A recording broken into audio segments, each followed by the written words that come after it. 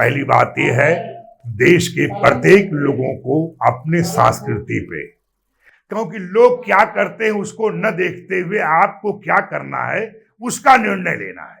आपको अपनी परंपराओं के लिए, अपने लिए क्या करना है। देखिए, समय समय से हमेशा देव पक्ष और असुर पक्ष कायम था। इस तरह कुछ ऋषियों की परंपरा थी, कुछ देवताओं की परंपरा थी, कुछ गंधर्वों की परंपरा थी, कुछ मतलब अनेक प्रकार के जीवों को रहने का अधिकार था, चाहे वो नागवंश के हो, चाहे असुर वंश के हो, चाहे किसी तरह से। अभी आप ये समझिए, आज भी जो है आपका जीवनी एक संग्राम है, नया दिन नया संग्राम। तो जीवन आपका एक संग्राम है, हमेशा आपको युद्ध के लिए तैयार रहना है। वो उसके लिए आपको बच्चों को अपना नैतिक धर्म कर्म कांड, माता पिता, अपने धर्म के प्रति जो लोगों ने भटक रहे हैं बरगलाने से, क्योंकि हमेशा असुर किसी न किसी रूप में आते रहे हैं।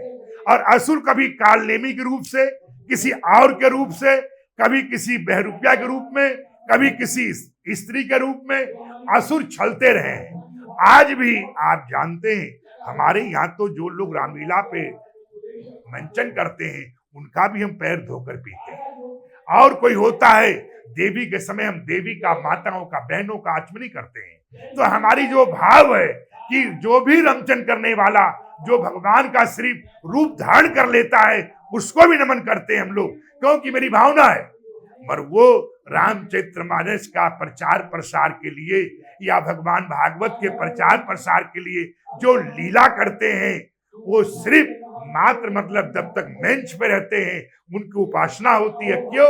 वो छवि को हम लोग मानते हैं, उस रूप को मानते हैं कि जब वो रूप धारण करते हैं, मगर रूप हटने के बाद फिर एक वो साधारण व्यक्ति थे, साधारण व्यक्ति के रूप से उनकी मान्यता होती है। इसी तरीके से हमारे सनातन में परंपरा है कि मतलब किसी के नाम राम सिंह, देवी देवताओं के नाम पे नामकरण करना। एक तरह किसी का नाम गणेश सिंह है, किसी का शंकर सिंह है, किसी का राम सिंह है, पर वो राम नहीं हो सकता है। इसी तरीके से मतलब कुछ लोग जो हैं अपने आप को जो असुर हैं, वो कहीं न कहीं, चाहे वो राजनीतिक रूप में रहते हैं, चाहे कहीं और रूप में रहते हैं, समय समय से कई बार ये समझिए स्वर्ग पे असुरों का कब्जा हो जाता है, पर कुछ ही काल के बाद हट भी जाता है। क्योंकि सत्य जो है हमेशा असत्य से जूझता रहता है, परेशान होता रहता है, जलीलत होता रहता है, दुख उठाता है, मेहनत करता है, अगर विजय उसी की होती है जहां सत्य होता है। इसी तरीके से सनातन सत्य है, विजय इसी की होनी है।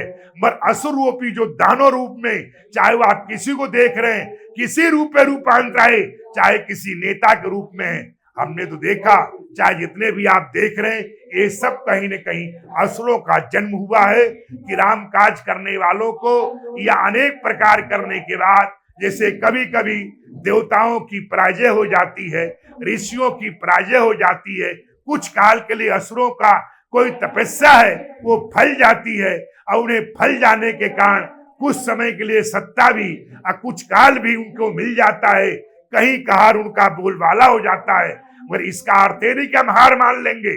हमारा काम है कि जीवन एक संग्राम था, युद्ध था, और युद्ध लड़ते रहेंगे, और हर युद्ध को मैं जीतते रहे और जीतते रहेंगे। इस प्रकार की मैं कामना करता हूं। अपने कर्म कांड सनातन के प्रति, देवी देवताओं के प्रति आप निष्ठा रखिए। आपको लाखों लोग गुमराह कर रहे हैं, लाखों लोग अनेक प्रकार की व्यवस्थाएं कर रहे हैं, जो कि आपको मतलब खुद वो कुछ दिन के बाद यूज करने के बाद छोड़ देंगे। कुछ दिन बाद आपको भोले भाले के आपको करने का, अभी तमाम लोगों को मतलब गुमराह करने की एक कालनेमी रूप से जो है वो विचरण हो रहा है।